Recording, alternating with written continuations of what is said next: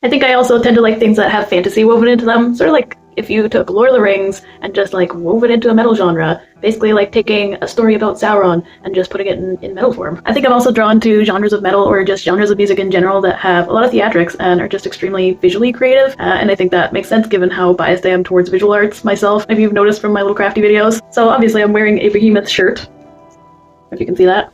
And yeah, absolutely I love them because they're so theatrical, and a lot of people in the metal community call them a poser band, but I don't really care about that. And I think in true autistic fashion, I really just think for myself when it comes to that kind of thing. I don't really listen to other people whenever they say they're a poser band. I don't care. I really don't care. I just like their theatrics, I like their music, I like everything about them, so screw you. And the last aspect of my neurodivergence that I think sort of predicts what kind of metal I choose is that I am sound sensitive, and I seem to tend to favor more bass sounds, lower sounds, instead of like high shrieky vocals or something like that. I can only take a bit of that. I still like some bands that do have higher, more shrieky vocals like Bianca or Immortal. There might be a few others as well that I have on my rotation that I'm not thinking of right now, but I tend to bias towards deeper, more growly vocals, like death metal vocals basically. I think the same goes for the guitar and the drums as well. Like I'm more likely to listen to drums that have a lot of double bass pedal and like heavy tom stuff and just kind of accent with cymbals rather than like really loud, high, crashy kind of sounds. And the same goes for the guitar as well, like having it always be in high register, always kind of shredding and doing crazy stuff. I don't really need that, and I don't know if I really want it. It's very impressive and all that, and I know for people who really love guitar, it's probably really awesome, but for me, like I'm not a guitar player, so I probably don't put as much focus on the guitar. I also think I tend not to want the focus to be 100% on the technicality.